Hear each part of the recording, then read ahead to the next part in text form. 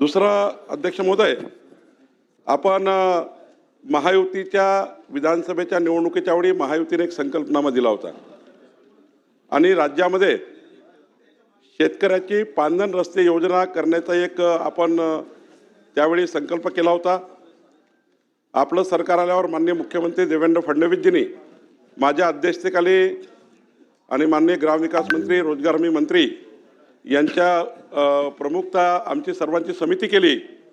मागच्या अधिवेशनात माननीय मुख्यमंत्र्यांनी जबाबदारी मला दिली। आम्ही या समितीच्या जवळपास 7 बैठका घेतल्या आणि या राज्यामध्ये आता माननीय मुख्यमंत्री यांच्या सूचनेनुसार काल मंत्रिमंडळासमोर मुख्यमंत्री बळीराजा शेत पांधन रस्ते योजना या योजनेला आता मान्यता देण्यात आली आहे आणि या योजनेच्या माध्यमातून 3-4 हायलाइट मी या ठिकाणी महत्त्वाच्या बाबी सांगणार आहे। बाकीचं याचा तो शासन निर्णय वगैरे सर्व विधानसभा सदस्यांना मिळालच। अध्यक्ष महोदय, या ठिकाणी शेतातील वाढते यंत्रणीकरण लक्षात घेऊन पूर्णपणे यंत्रसामुग्रीच्या सहाय्याने मुख्यमंत्री बळीराजा शेत पांधन रस्ते योजना ही महसूल विभाग राबवणार आहे। रोजगार हमी योजनेच्या विभागामार्फत राबविण्यात येणारी मातोश्री ग्राम समृद्धी पांधन योजना ही तशीच चालू राहणार आहे। राज्यातील शेतकऱ्यांना शेतातील पीक पेरणी, आंतरमशागत, कापणी तसेच शेतमाल बाजारपेठेत पोहोचवण्यासाठी 12माही मजबूत रस्ते उपलब्ध करणे हे मुख्यमंत्री बळीराजा शेत पांधन रस्त्याचे उद्दिष्ट आहे। या योजनेअंतर्गत गाव नकाशावर दर्शवलेल्या रस्त्यावरील अतिक्रमणे त्वरित हटवण्यात येणार आहे।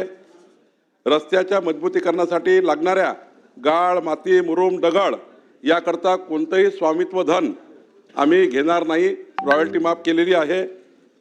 शेत पांधन रस्त्यासाठी लागणारी तातडीची मोजणी आणि पोलीस बंदोबस्त हा माफ करण्यात आलेला आहे। पोलीस बंदोबस्त मोफत आणि मोजणीसुद्धा मोफत या ठिकाणी करण्यात येणार आहे।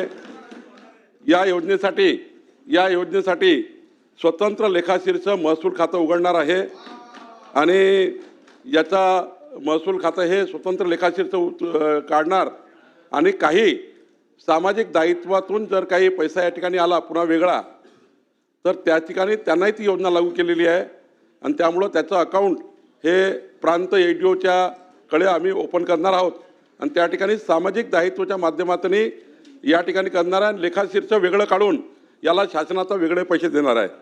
अध्यक्ष महोदय, या योजनेचा प्रभावी अंमलबजावणीसाठी राज्यस्तरावर महसूल मंत्री म्हणून माझ्या अध्यक्षतेखाली एक समिती आहे।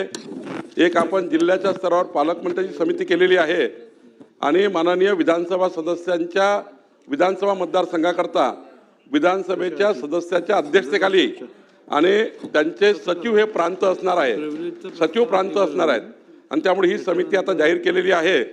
मला विश्वास आहे की राज्याच्या या मुख्यमंत्री बळीराजा पांधन रस्ते योजनेच्या माध्यमातून पुढच्या 4 वर्षामध्ये महाराष्ट्र सरकार शेतकऱ्यांना मजबूत रस्ते देण्याचं उद्दिष्ट हे पूर्ण करणार आहे आणि म्हणून या ठिकाणी मी योजना या ठिकाणी आज आपल्या सभागृहासमोर लागू झालं आणि त्यामुळे आता अध्यक्ष या ठिकाणी आमदार असणार आहे। आपण लेखाशीर्ष महसूल खात्याचं जे काढलेलं आहे मार्चमध्ये आपण बजेटमध्ये निधी आपल्याला मिळणार आहे।